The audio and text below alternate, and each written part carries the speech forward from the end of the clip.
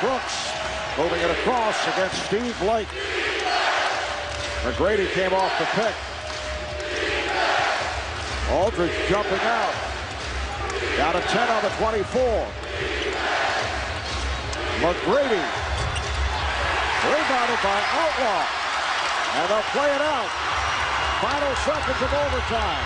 Down to 3. Here's Roy. 1.9 to go. In overtime. Houston calls for time.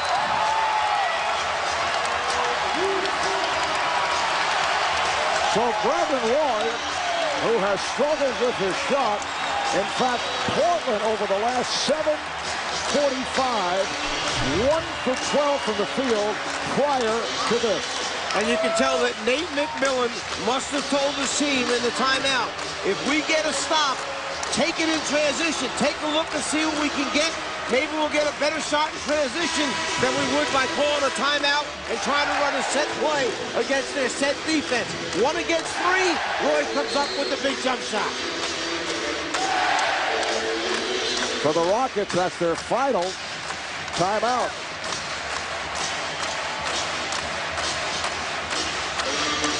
For Houston, it's game 1 of a 5-game Western swing, and they are playing back-to-back. They have the Clippers in L.A.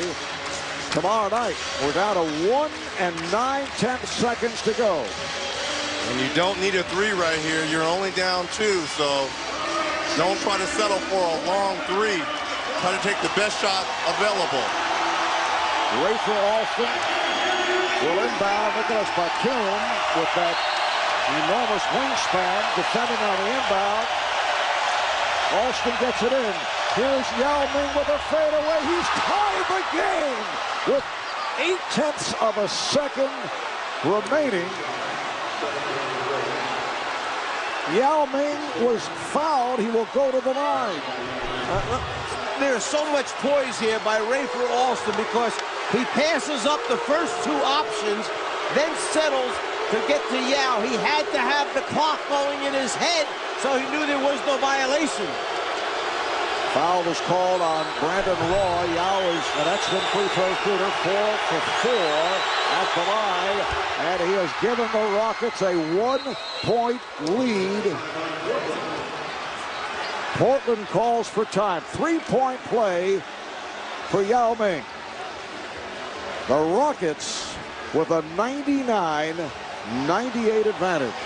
And Adelman had so many options out of this play right here because it looked like Ron Artest might have been open, but Yao does a great job of catching the ball, turning over his right shoulder as Brandon Roy trying to come up with the steal, and the bench cannot believe the shot, but they really can't believe the foul. And look at the Rockets bench.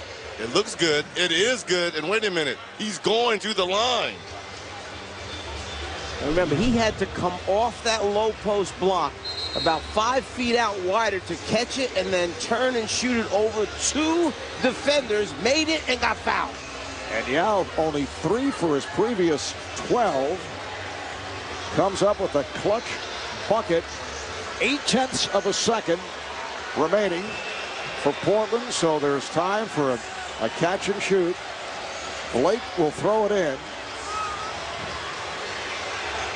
Portland does have 1 timeout remaining at 20.